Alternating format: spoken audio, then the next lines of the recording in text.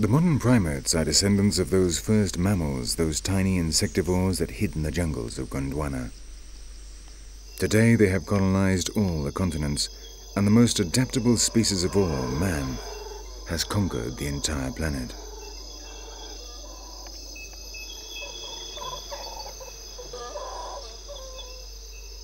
In South America, still separated from the lands to the north, the primates were isolated and produced the so-called New World monkeys, such as the howlers and these capuchin monkeys.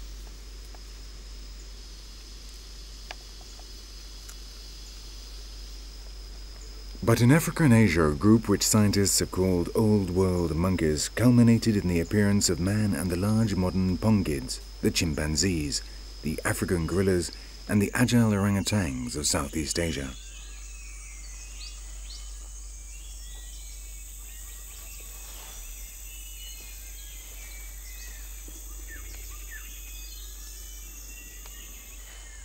The large simians, up to then the most intelligent animals in creation, had developed from ancestral primates, subjected to constant processes of natural selection in permanent competition with other species.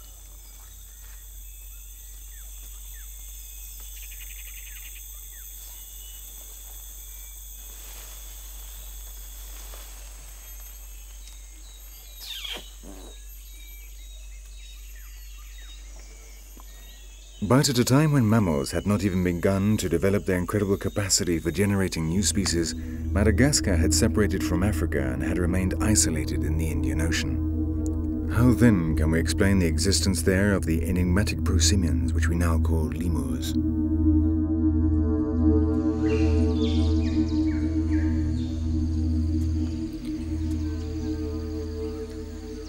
A broad-billed roller stands watchful guard in the Analamazatra jungle in the east of Madagascar.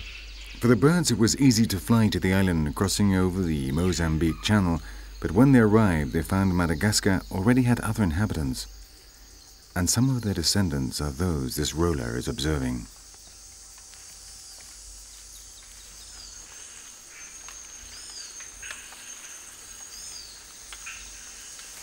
Today there are almost 85 species of snake in Madagascar. When the island formed, among the snakes that remained here, there was not a single poisonous one, and their descendants to this day remain loyal to their origins. But what worries the roller, which has just completed its nest, is not the poison. Almost all Madagascan snakes like eggs, and some have developed into skillful climbers.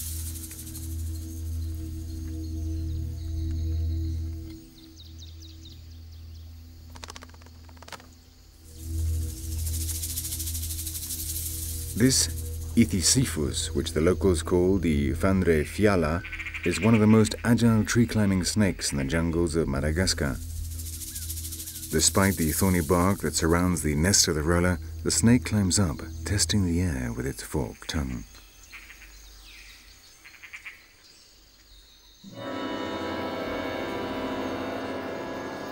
But what the Ithisiphus does not know is that the mother is watching his every move.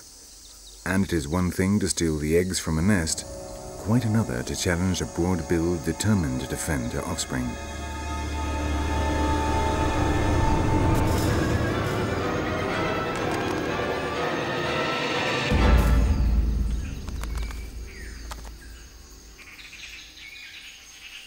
When Madagascar became an island, the animals in its interior adapted to the conditions of its different ecosystems in order to avoid falling prey to the enemies that shared their isolation.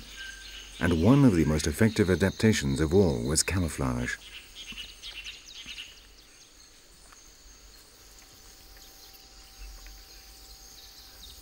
The constant vigilance of the roller detects a small gecko.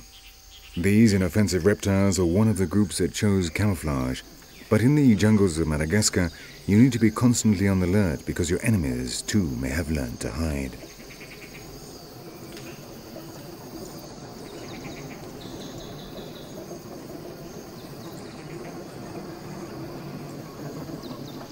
Looking just like a branch moved by the wind, this lance-nosed snake knows how to wait patiently, trusting in its extraordinary disguise.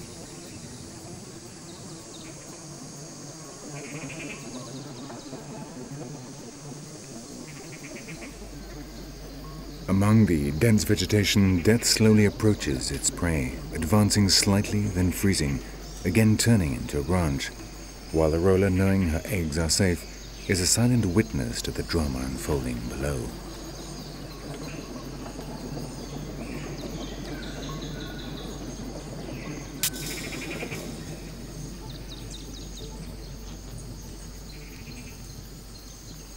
The gecko feels safe among the leaves and without realizing stands right in the jaws of its mortal enemy. And in the isolated world of Lemuria, there are no second chances.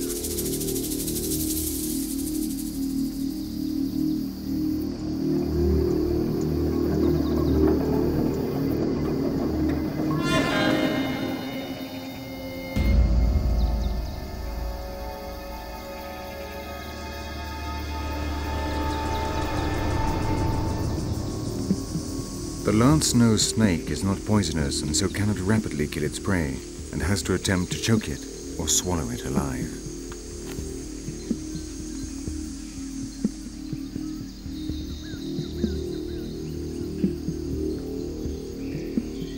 Little by little, the hunter moves the head of its prey into a position which makes it possible to begin swallowing it.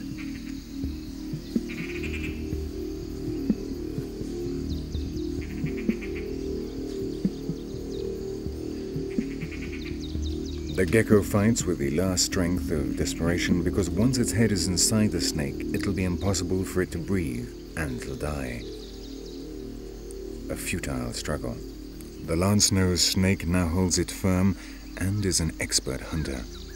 It knows time is on its side, and again it waits. Now its prey cannot breathe and realizes its strength is running out. Before it has been swallowed entirely, the little gecko will already have died.